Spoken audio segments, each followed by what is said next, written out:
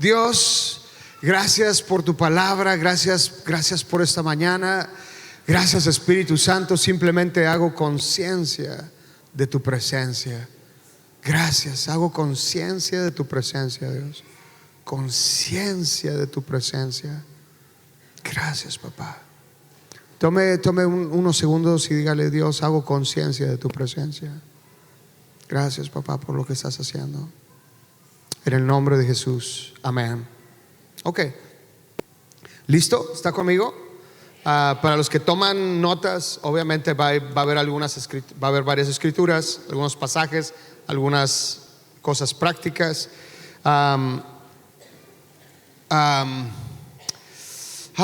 Mi nombre es Gerardo Ramos. Tengo el enorme privilegio de trabajar para una iglesia activa en el norte de California, que es Bethel, y estar al frente de una escuela en línea en español, donde hay 17 estudiantes de 17 naciones de los países hispanos. El Señor está haciendo algo en Hispanoamérica y el Señor está haciendo algo en Perú. Quiero empezar con algo, leyendo una palabra profética que siento que es para esta congregación. Estuve meditando un poquito en este tiempo lo que significan y lo que el Señor quiere traer en este 15 aniversario. Y mi mensaje va dirigido a algo también en lo que siento que es entrar en una etapa, en una temporada en donde el Señor nos está llevando a un aceleramiento y a ver un fruto que hemos estado orando por algún tiempo. Pero déjeme leerle esta palabra que sentí del Señor.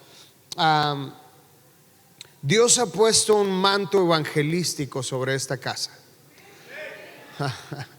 El Señor los está llevando de ser pescadores a ser pescadores de hombres. Dios está levantando gente diestra para preparar las redes. No son redes tradicionales, son redes especiales que no solo pescan hombres, sino familias enteras. Dios está trayendo visión de teleevangelismo. Es como si el Señor estuviese cambiando el circo del coliseo televisivo y despertando los corazones para tener hambre por Él.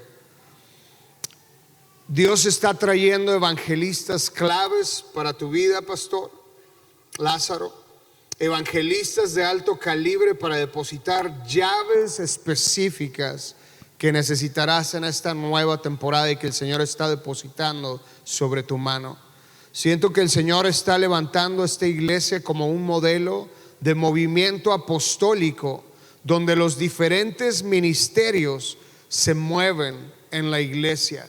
Mientras estoy hablando y declarando esta palabra para la iglesia, hay algunas cosas claves que el Señor también me está mostrando, y es como si la iglesia fuera casa de luz, como ese túnel que lleva a un tren subterráneo, que la razón por la que va de manera subterránea es para evitar tráficos, es porque hay un aceleramiento para llegar al destino que corresponde. Siento que el Señor está abriendo brecha en túneles subterráneos para llevar a velocidad lo que el Señor quiere hacer en esta casa. Siento que el Señor de manera intencional está levantando obreros, gente que en alguna ocasión estaba diciendo: hey, yo quiero servir a mi casa, yo quiero servir a mi iglesia. El Señor está dando estrategias específicas y claves para levantar a los hombres valientes de David. Es como si el Señor los hubiera tenido en este tiempo, en los últimos años, como una cueva de Adulam, en donde estaban siendo restaurados, estaban siendo levantados, estaban siendo inspirados para ser llevados preparados para acompañar al matador de gigantes y empezar la gran travesía que el Señor tiene para esta casa. Prepárate, casa de luz. Vienen tiempos en donde vamos a ver eventos masivos de salvación, gente viniendo, siendo salva. Recuerdo en una ocasión cuando estaba leyendo la historia de los avivamientos en Latinoamérica, porque me provoca saber que hay libros escritos de avivamiento de hombres europeos, americanos y de distintas naciones, pero me provocaba o me provoca que no tenemos mucha historia, o al menos no se han recontado historias de hombres extraordinarios en nuestras culturas latinoamericanas que empezaron a hacer movimientos de avivamiento. Pero hubo tanto. Cuando estuve en una ocasión con el evangelista, precisamente Carlos Anacondia, que tuve la oportunidad de entrevistarlo en una entrevista con algunos de mis estudiantes que fuimos en Argentina, nos llevó al galpón, que era un galpón parecido a esto, en donde iniciaron las primeras campañas de ellos. Ahí estaba el trailer ese que se lleva, como es como un RV, no sé cómo le decimos aquí, que es como una casa rodante, como una casa rodante en donde la llevaban esa para hacer las campañas y donde se reunían para orar. Pero me recuerdo que me contaba que a veces era tanta el hambre cuando la gente iba a los estadios y empezaban a adorar y a cantar y a buscar la presencia de Dios, que dice que llegó un tiempo en el que el número de personas que se quedaba afuera era mayor a la que estaba en el estadio.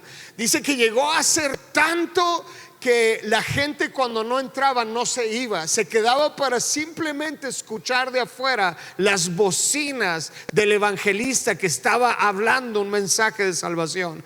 Pero lo que me conmueve también es que dice que en algún momento la gente que estaba en los estadios de 50, 70, 80 mil personas llenos, y había más de 100 mil personas afuera, que dice que llegaba un momento que la gente del estadio quedaba callada para escuchar el amén de la gente, de los miles que estaban fuera, y que había un eco que se escuchaba en una coordinación en los estadios donde había.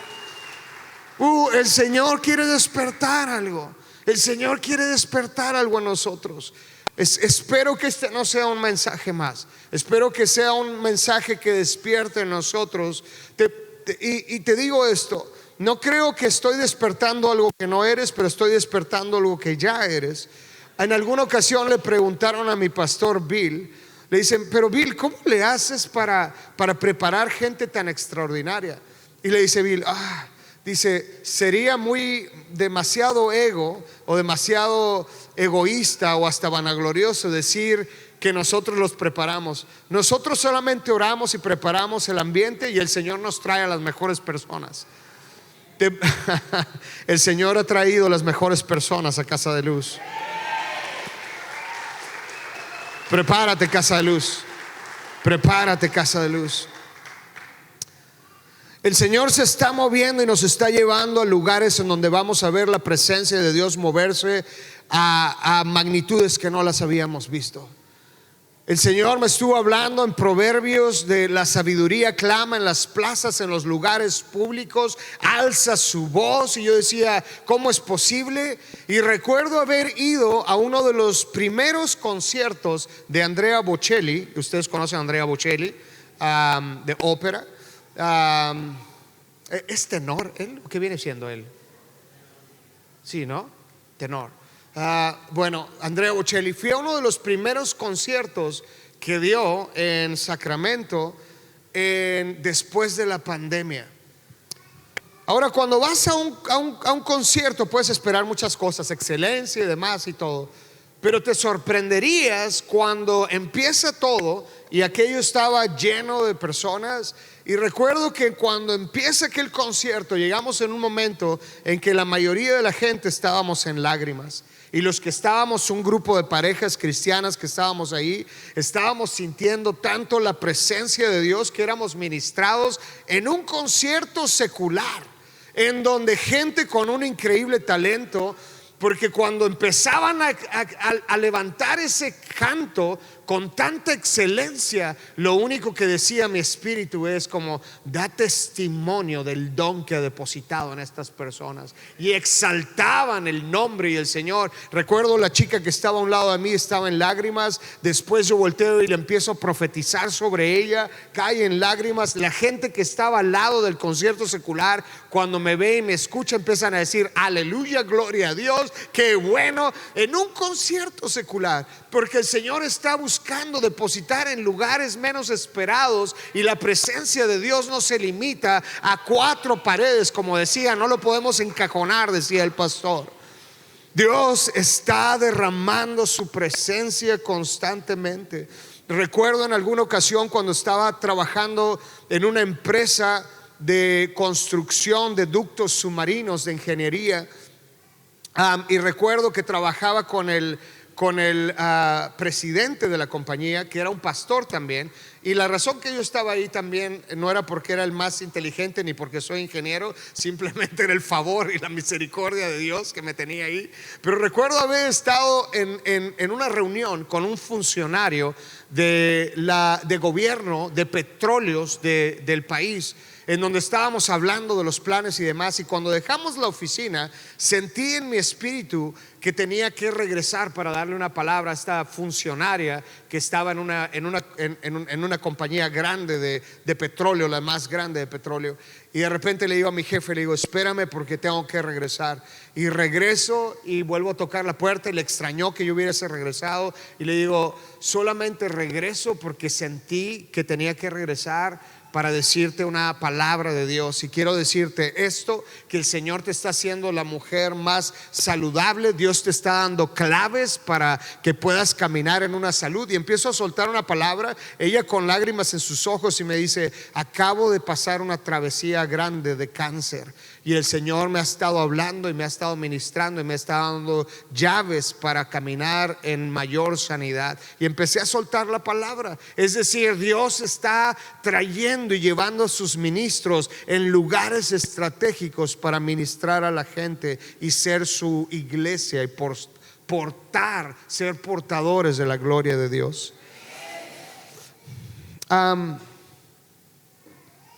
Dios se sigue moviendo. Les hablaba un poquito de la historia en Nehemías, en el capítulo 1.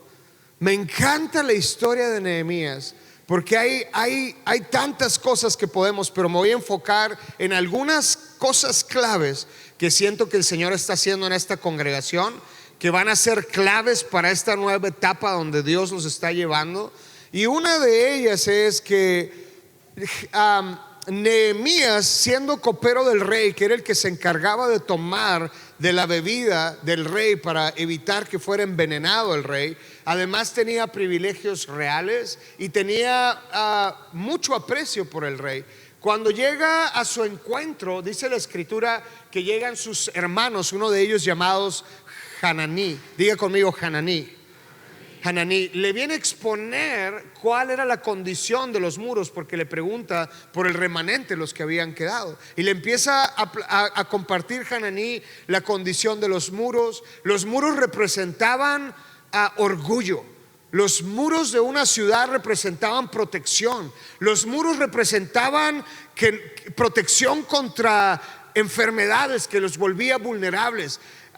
Vulnerables contra los enemigos que venían a atacar. Los muros representaban, si tú quieres espiritualmente hablando, como el sistema inmunológico de la ciudad. Es decir, traían protección y levantaban en contra de las defensas. En la parte más vulnerable estaba destruida por más de 100 años. Por décadas y décadas las familias se habían tratado de poner una piedra y otra piedra y no habían podido lograr nada.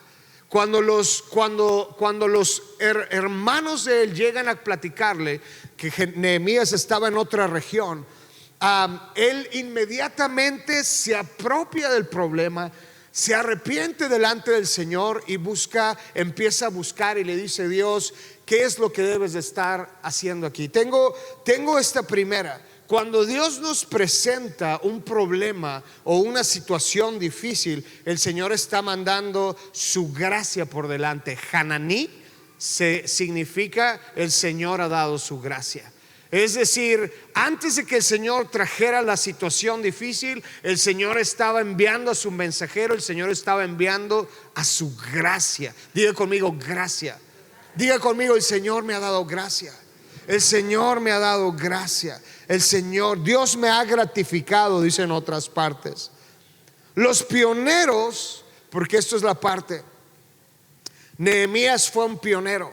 Nehemías fue un pionero que cuando viene la situación como Esther, permíteme, en la antigüedad algunos estudiosos piensan que los tres libros de la escritura, Esther, Esdras y Nehemías, eran un solo libro. Algunos de los estudiosos piensan eso. De hecho, hay una parte en la escritura cuando nos dice que cuando Nehemías le presenta, dice que la reina estaba sentada al lado del rey. Es curioso que nos dé ese dato, que la reina estaba sentada al lado del rey, porque algunos piensan que o tenía la influencia de la reina Esther o era la reina Esther misma. Algunos estudiosos empiezan a hablar de eso.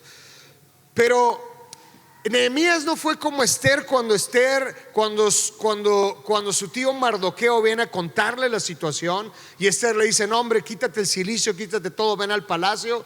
Y el tío Mardoqueo: yo no sé si tú piensas que a ti no te va a tocar, pero no creas que te vas a escapar de lo que va a pasar y que lo que va a pasar al pueblo de los judíos. Y es cuando ella entra en conciencia y dice, y manda a sus doncellas a ayunar, y entra en ayuno. Pero tuvo que entrar en conciencia. Nehemías, sin embargo, en vez de desapropiarse de la situación, él se apropia de la situación y empieza a orar al Dios del cielo. Diga conmigo: oro al Dios del cielo.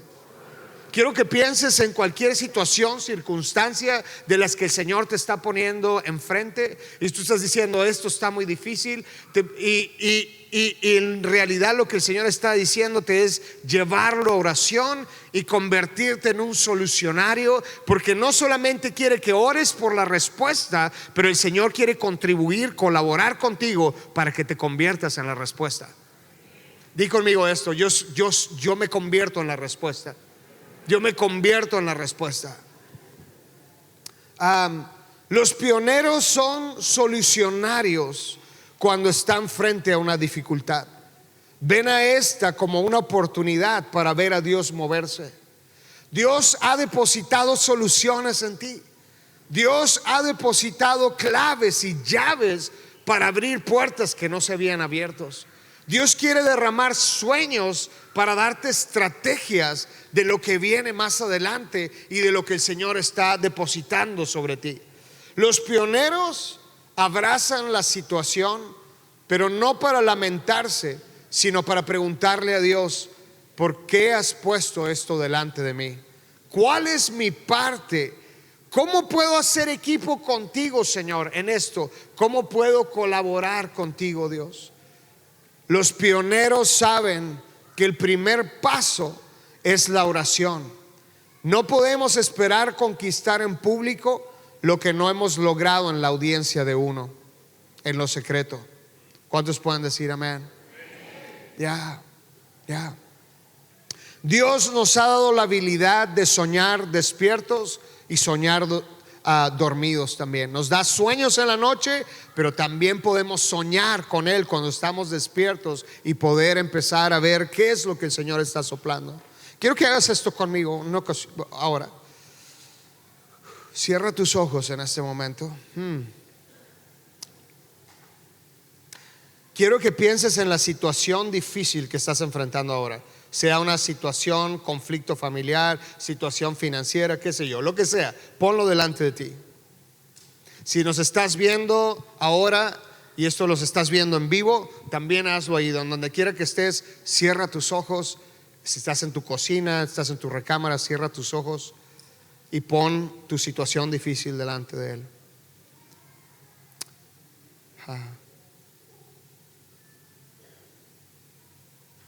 Ahora quiero que le hagas una pregunta cuando la traes con el Señor y que le digas: Dios, quiero que le preguntes esto: ¿estás preocupado por mi situación? Y quiero que veas la reacción del Señor.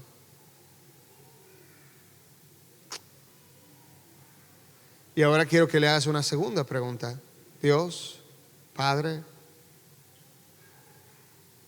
¿qué estás soñando para mí en cuanto a esta situación? Gracias, Dios. Gracias, Dios.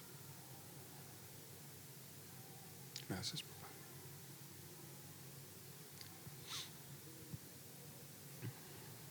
Gracias, Dios. Padre. Gracias. Ahora sí, abra sus ojos. Alguien de aquí que el Señor le haya mostrado algo y que digas, no me esperaba lo que el Señor me iba a mostrar. Levante su mano. Si tú dices, el Señor me mostró algo y no me esperaba lo que iba a mostrar.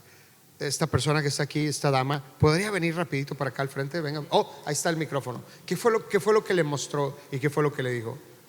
Que antes de irme de viaje a Requena, tengo que hablar a unas tías en específico más de Dios, orar por ella, por su alma y por su corazón. Eso es lo que me dijo. Pasa de que en la situación difícil siento de que en el área emocional tengo por perdonar a mi hermano. Y yo le digo, Señor, yo te entrego a ti, pero muéstrame qué es lo que quieres que yo haga. Y me dijo, ok, a tu entorno más cercano, que es tu familia, empieza a orar por ella, pero no a solas, sino hazlo que ellas te escuchen. Y me imaginé en la cocina hablando con mi tía, orando por ella. Y saltando muchos demonios, porque hay muchas cadenas, mentalidades de escasez. Y eso es lo que vi en eso. Amén, amén. Gloria a Dios. Amén. Amén. Los pioneros no son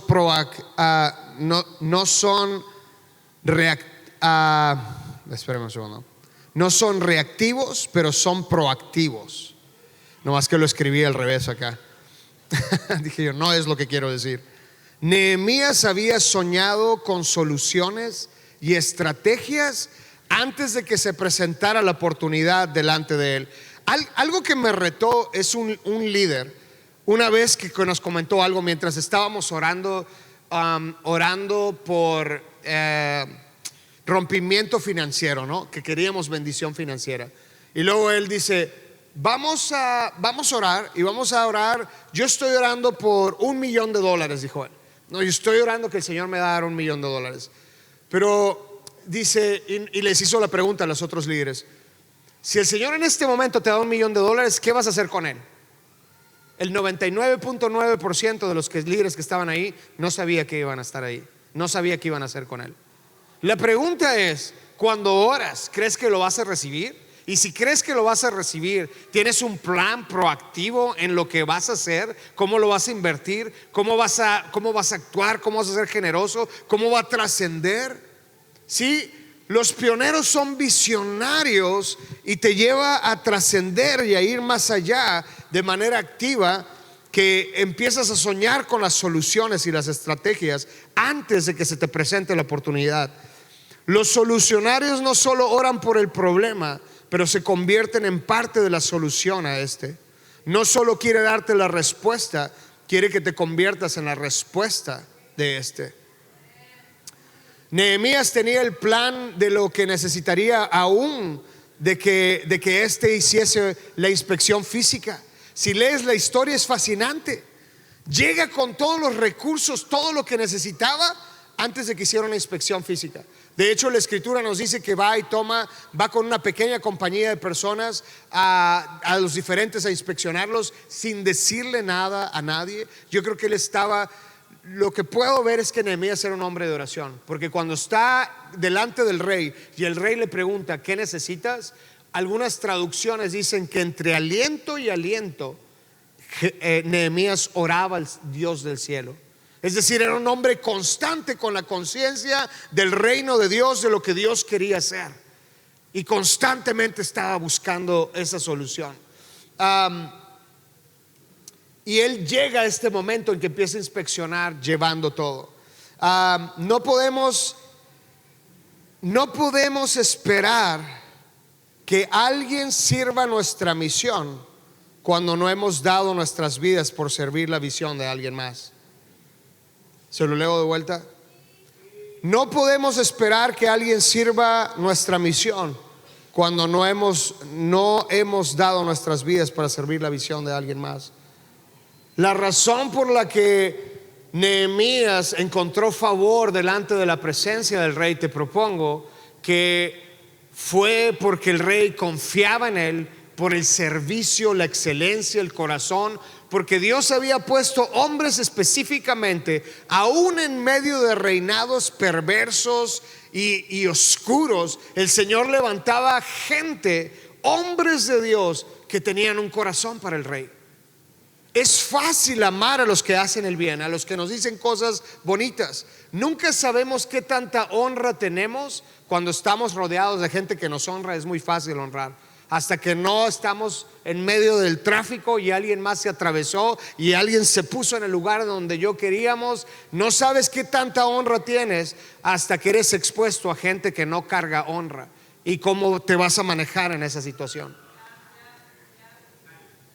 Es fácil en la iglesia darnos abrazos, pero es distinto cuando tú dices, en este momento es cuando yo puedo. Recuerdo haber hecho un ejercicio con mis estudiantes que conmocionó a muchos, que movió un poco los tapetes. Cuando les digo, vamos a escuchar la presencia de Dios, les enseñé que Dios está obsesionado con todos, ama a todos, aún a nuestros enemigos, tanto que nos llevó. Y empezamos a orar y empezamos a orar por un líder. Les dije, oren por un líder. No les voy a dar el nombre, ni les voy a mostrar fotografías o imagen ni nada, pero les voy a decir, este es un líder que a lo mejor necesita oración, que necesitamos orar por su liderazgo y demás. Y de repente vamos a orar sin que sepas el nombre o que tengas idea de quién es. Y después pedí que me dijeran qué era lo que el Señor les había mostrado.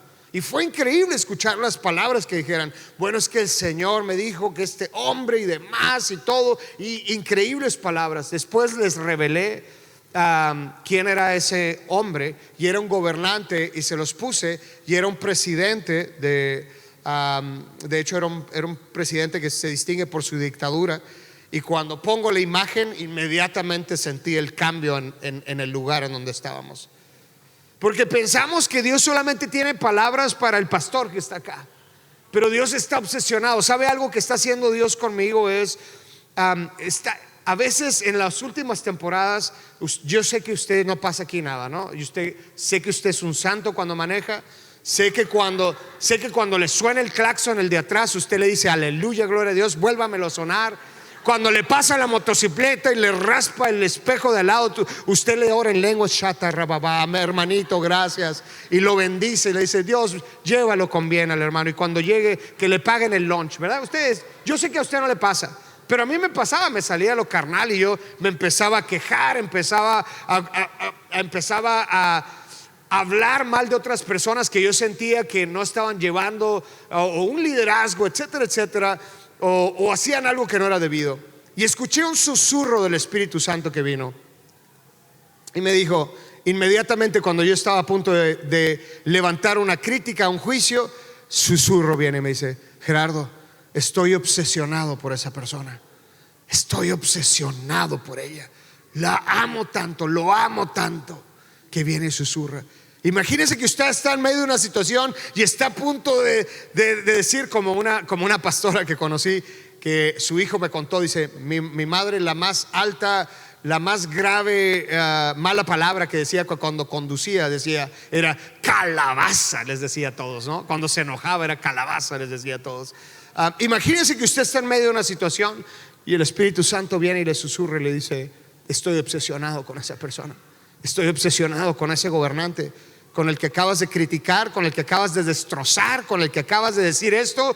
Estoy obsesionado con él. Si entra en tu concepto, en tus oraciones, la obsesión del Padre por salvar a la humanidad, tus oraciones van a salir distintas. Tus oraciones no deben de ser solamente un antídoto que solamente te beneficie a ti, el que estás orando, porque quieres calmar para mí a veces cuando la gente quiere hablar y que lanza un montón de palabras bien articuladas pero mal redirigidas por un líder, para mí es como mejor no las sueltes. Más vale que refrenes tu boca, las lleves al Señor, y cuando estés listo empieces a soltar lo que el cielo te está mostrando. Carlos Anacondia nos decía, en nuestras campañas yo no salía a la plataforma hasta que yo no tenía lágrimas por la gente a la que iba a ministrar. Decía, yo no salía, yo no me levantaba, yo no me subía a la plataforma hasta que estaba de rodillas y estaba en lágrimas por las personas que estaba a punto de ministrar. El Señor está derramando algo. Am, en el capítulo 4 del versículo 14, en Nehemías dice: luego de examinar la situación me levanté y dije a los nobles y oficiales y al resto del pueblo: no les tengan miedo, acuérdense del Señor, que es grande y temible, y peleen por sus hermanos, por sus hijos y por sus hijas y por sus esposas y sus hogares. Recuerda al Señor en medio de la situación. Él es el Señor de tu casa, de tu familia, de tus hijos, tus hijas y tu esposa. En el versículo 20 dice: por eso, en el lugar donde oigan el toque de la trompeta, cerremos filas, nuestro Dios peleará por nosotros.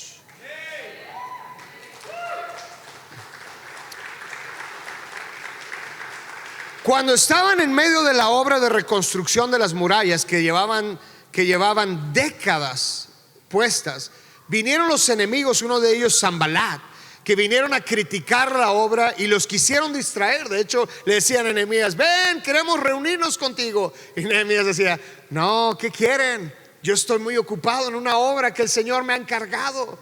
¿Cuántos saben que cuando el enemigo quiere distraerte es porque estás en medio de construcción de una obra?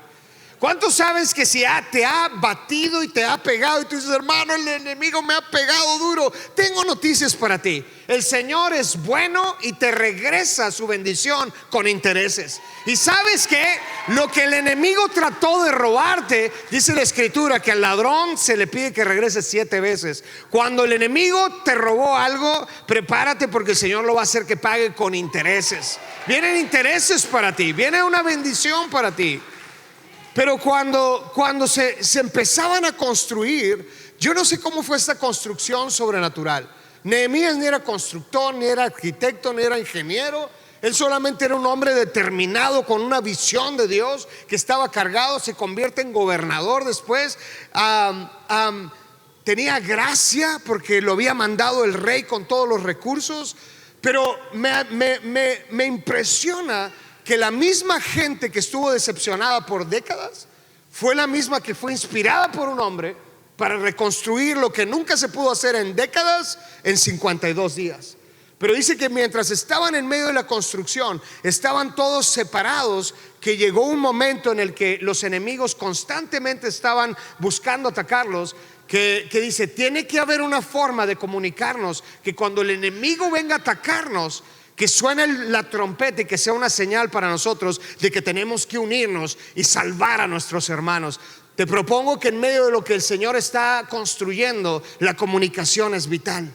La conexión con los unos a los otros, la unidad entre los unos con los otros. El Señor está levantando gente estratégica, que cuando el enemigo quiera traer desunidad y quiera agarrar a las ovejas que están solas y atacarlas, porque estamos en medio de una obra, el Señor está levantando una trompeta y está levantando y llamando a su ejército para ir en rescate de todos.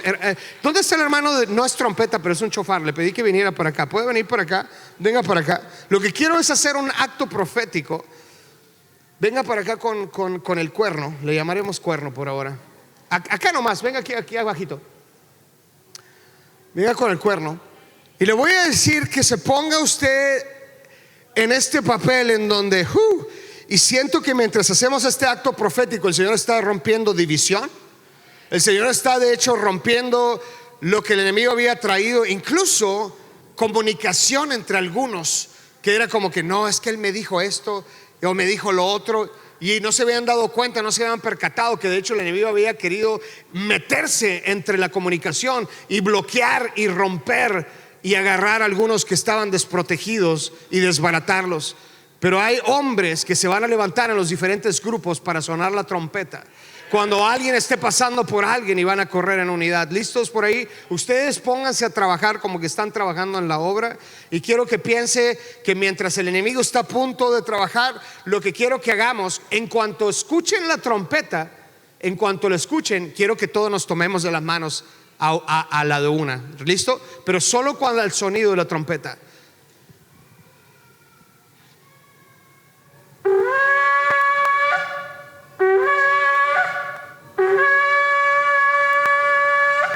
Gracias.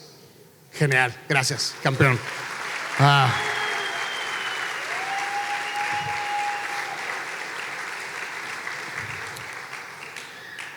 Cuando vemos que el enemigo empieza a levantar, usted dice: estoy escuchando el sonido de la trompeta para ir en rescate de mis hermanos que están a la otra esquina y que están levantando y que están en medio de la obra, y que aunque están del otro lado, estamos trabajando en la misma reconstrucción del mismo muro, estamos trabajando hacia el mismo objetivo.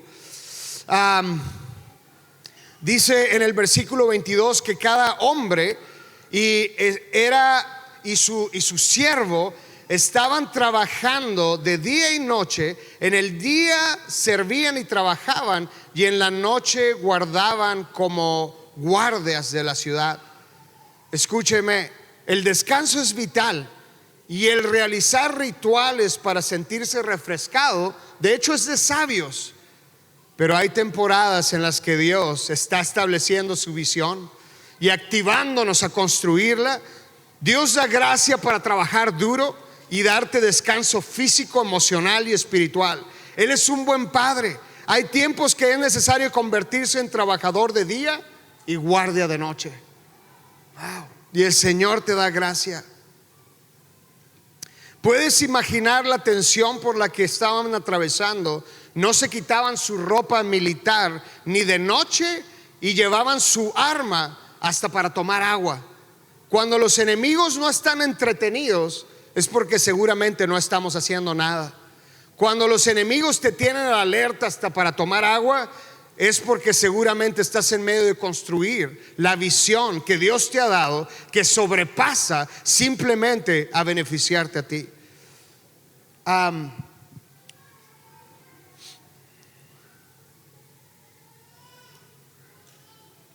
Voy a terminar en los últimos minutos con esta historia.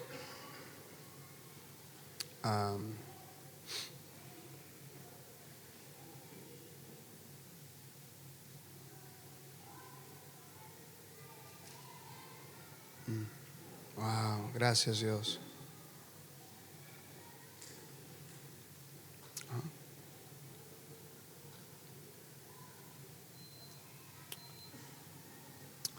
Hay un artículo que me llamó la atención. Me gusta ver gente que hace a veces deportes que son a veces un poco extremos, porque me reta saber la disciplina que les lleva a hacer ellos. Quiero leerte una historia de un hombre y te voy a decir a dónde voy. Un hombre, ¿cuántos les gusta el surf de los que están aquí? Surf, ¿cuántos surfean? ¿Hay algunas personas que surfean? ¿No? ¿Qué? ¿Cuántos les gusta ver el surf? ¿No? ¿Qué? Algunos que les gusta ver surf. Hay un artículo de un hombre que se convirtió en los años de entre el 2010 y 2011 uno de los surfeadores de la ola más grande del mundo. Ponga atención, ¿listo? No te pierdas esta parte. Dígale al que está a tu lado: pon atención. Vamos a estar.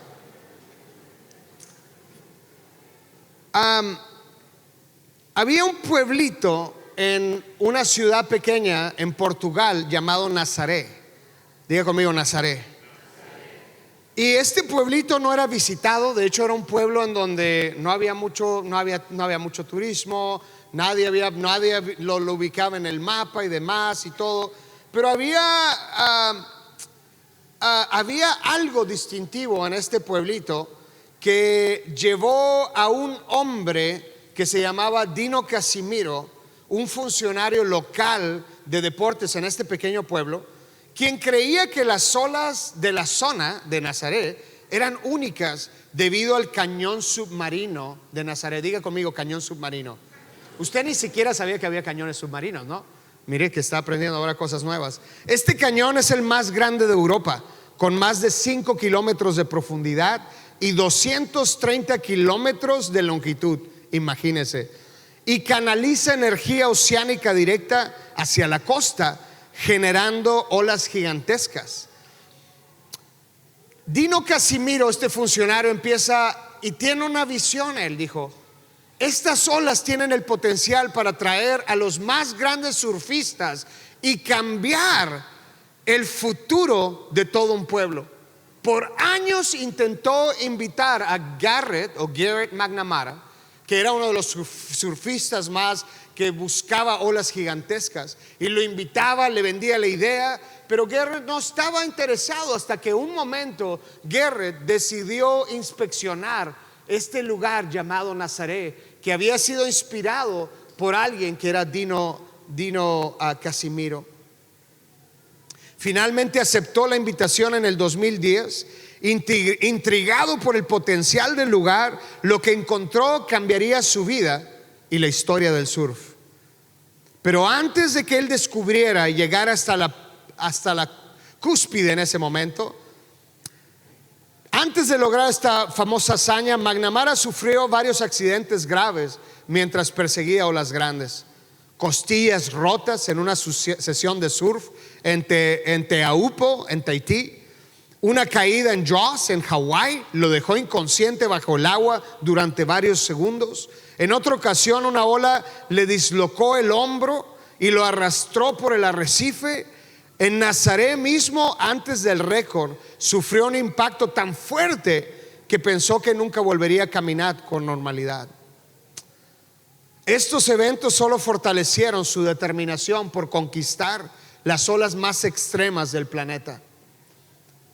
Un día, mientras él entrenaba, porque para que se dé una idea, para llegar a las olas, estamos hablando de olas de entre 70 y 100 pies, que estamos hablando de un edificio entre 8 y 11 pisos, para que se dé una idea.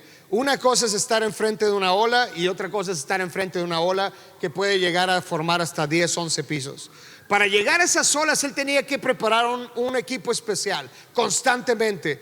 Un remolcador que era un jet ski o una de esas motonaves chiquitas que lo llevaba y lo remolcaba hacia el lugar y lo posicionaba. Es decir, no era un surfismo normal, clásico, que los surfistas empiezan a llegar a la ola llevando su mano y agitando su mano. Lo tenían que llevar en un remolcador acuático, en un jet ski, que lo posicionara y podía pasar horas y horas y días y no llegar a cumplir su destino. Era un hombre disciplinado, se levantaba antes que todo su equipo. Pero en ese momento, en una de esas noches, McNamara se encuentra un tanto no con tantas ganas de salir, de encontrarse con su equipo. Era inusual que McNamara no llegara temprano con su equipo, pero esa mañana, cuando él menos lo sentía, menos ganas tenía de salir a hacer o encontrarse con algo que podría potencialmente cambiar su destino, su equipo sale, la mayoría de motoesquís profesionales y otros surfistas vienen a levantarlo en la mañana y le dicen: Garrett, algo está sucediendo, este es el día perfecto para surfear. McNamara, no muy emocionado, no con todas las ganas, se levanta, va con su equipo y decide, aún a pesar de lo que sentía, aún a pesar de su desánimo, aún a pesar de que él decía: ya lo he intentado tantas veces, pero les voy a hacer caso a estos cabezones que me están diciendo que es el día perfecto donde puedo encontrar esa ola que tanto he estado buscando.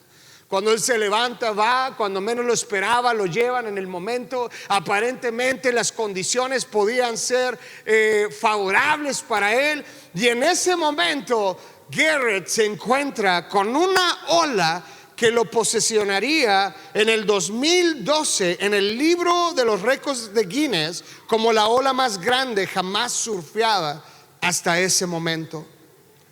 2 años después, McNamara surfeó otra ola en Nazaret que muchos estiman superaba los 100 pies, es decir, era más grande que la que había surfeado originalmente, e incluso algunos decían que llegó hasta 110 pies, que eran como unos 33.5 metros.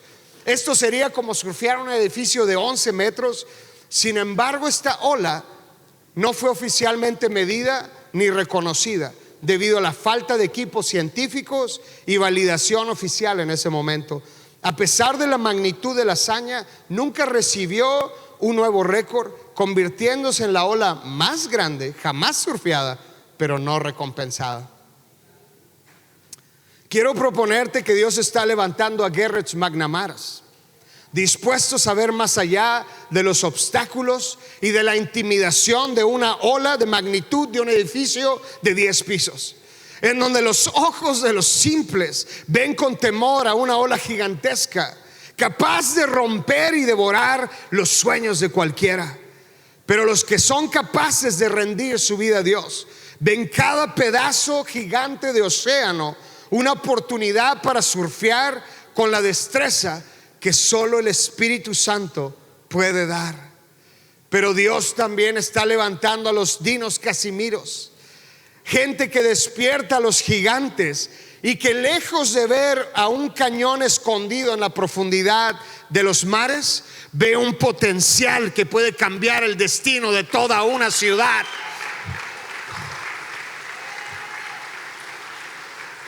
Dinos Casimiros que han estado en su ciudad, que por décadas, quizás como en la condición de los hermanos de Nehemías, que por décadas trataron de desconstruir y que a lo mejor entre ellos mismos se llegaron a decir: ¿quién es este otro loco? Ya lo hemos intentado 10 años, 10 años más, 10 años más, nada ha pasado. Pero alguien, los amigos, alguien tenía fe, alguien tenía esperanza, que tenía la visión de que en medio de ese océano en donde todos venían olas que podían intimidar a cualquiera, él estaba diciendo: un día en mi pueblo se va a conocer como el pueblo en donde se van a surfear las olas más grandes del mundo. La economía cambió, el turismo trajo bendición, se reabrieron ciertos museos que habían parado por tiempo. El Señor empezó a reactivar algo porque el Señor puso un sueño, visión, esperanza en un hombre que despertó a un gigante. Lima, eres ciudad de reyes. Lima, es tiempo de despertar a los reyes. Lima, es tiempo de despertar a los gigantes del avivamiento. Lima, el Señor está despertando algo en ti. Lima, el Señor está despertando algo en ti. Wow. Gracias, Dios. Dios no nos está llamando a ser creyentes. Y hago un énfasis también: la segunda ola que él surfeó fue una ola de mayor magnitud, pero que no fue reconocida. Te propongo que Dios está levantando hombres y mujeres de Dios que no solamente atesoran el reconocimiento público, pero que es necesario que tengamos esos momentos en donde el reconocimiento vino del Señor y de unos cuantos, en donde la mejor obra que hiciste solo la saben tú y el Señor. Tenemos que cultivar y tener esos tiempos en donde nos sentimos bien porque nadie más nos ha reconocido, porque nadie más nos ha puesto en la plataforma, porque nadie más nos ha celebrado, pero los ojos y la audiencia de uno están viendo. Y cuando alrededor de nadie tú puedas verte como solamente una persona que está en una cueva buscando algo más, el Señor tu Dios te está viendo y está diciendo: ese es mi gigante, ese es mi Garrett McNamara que surfea la ola más grande.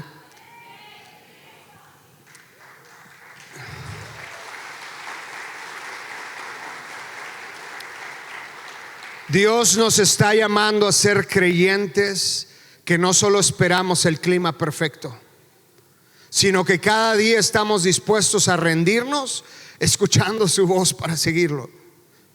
Seguidores que no solo esperan que su don o su talento los rescate, sino que están dispuestos a vivir una vida de disciplina, entrega, determinación y coraje. Surfistas en el espíritu que se levantan una y otra vez para practicar con precisión el sueño que Dios ha depositado en ti. Algunos de ustedes: Gerardo, pero ya lo he intentado varias veces. Y a lo mejor lo que ahora el Señor está diciendo: ya has intentado varias veces. Y a lo mejor te sientes como Garrett, es like, no, ya ni me quiero levantar ahora. Pero ahora permíteme ser uno de esos hombres que lo levantó una mañana, que le están diciendo: hey, estás a punto de surfear tu ola más grande. Te propongo que las veces cuando menos lo sentimos, pero hacemos lo que tenemos que hacer, es cuando más construimos carácter. Es cuando desarrollamos nobleza. Es cuando el espíritu de nobleza, porque el Señor cuando vino a morir en la cruz no solamente pagó tus pecados, te dio acceso a ser su hijo, y ser su hijo representa una herencia. Y una herencia significa que te pertenece todo lo mismo que le pertenece a Cristo, porque somos coherederos con Él.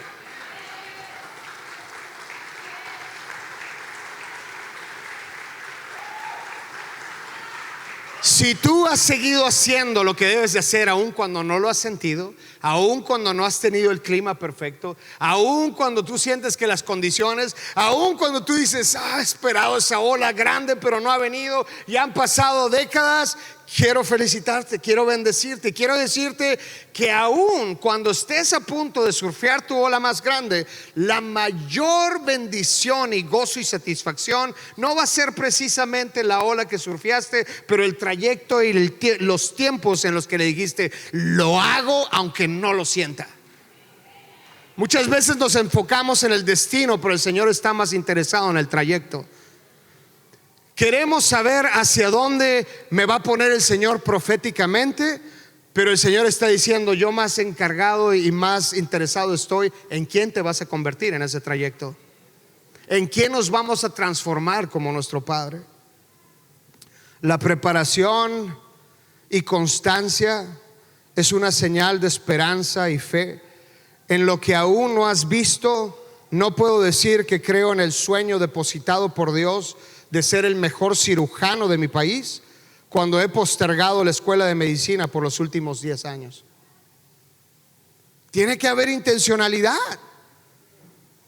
si estamos creyendo en un sueño que el Señor ha depositado. Un hombre de negocios, dueño de varios negocios, Virgin Airlines y otros múltiples. No es que me guste el estilo de vida de esta persona, pero he aprendido con madurez a comerme la carne y desechar los huesos, ¿cierto? Es como ya encontrar al Señor en medio de los lugares menos inesperados. Este hombre dijo en una ocasión, luego de tener un accidente que le pasó en su bicicleta, dice él, puede ser que los valientes no vivan para siempre, pero los cautelosos no viven del todo. Mateo capítulo 16, 25 dice, porque el que quiera salvar su vida la perderá, pero el que pierda su vida por mi causa la encontrará. Qué propuesta tan atractiva de discipulado el Señor tenía. No, ven y sígueme. Pero si estás buscando salvarte conmigo, desde ahorita te digo, ya perdiste, la vas a perder. Pero si estás dispuesto a perder tu vida por mí, de hecho la has encontrado, y la has encontrado la verdadera vida. El obispo T.D. Jakes, cuando compartía la historia de David y Goliat, él decía, nosotros pensamos que el Señor llevó a David para ser atemorizado y destrozado por el gigante, para enfrentarlo, pero el Señor trajo al gigante para revelar a David. El Señor no está poniendo gigantes delante de ti para amedrentarte. El Señor está poniendo delante de ti los gigantes para revelarte, porque el Señor está viendo un rey en ti. El Señor está viendo un matador de gigantes en ti. Eclesiastés capítulo 9 versículo 11 dice que ni de los más fuertes es la batalla, ni de los más elocuentes es el favor, ni de los más ligeros la carrera. El avance, el progreso no es de los mejores. Los mejores se quedan en los pasillos de la comodidad pensando en voz alta, yo lo hubiera hecho mejor que ese, yo hubiera construido un edificio mejor que ese. No, hombre, yo hubiera escrito una canción y hasta lo hubiera cantado más bonito que ese. Pero el avance, el progreso son para los que se atreven a dar su sí al Señor. El Señor no llama a los calificados, pero califica a los llamados. Póngase de pie conmigo. El Señor nos está encomendando una gran obra. El Señor está preparando para gente que va a despertar a los gigantes. El Señor está levantando gente que cuando otros individuos tratan de despedazar a otros líderes o a otros gobernantes, se levanta una voz no para defender la oscuridad o lo que es impío, pero se levantan para defender y ponerse en pie, defender el corazón de las personas, porque el Señor está obsesionado con su gente, con su pueblo.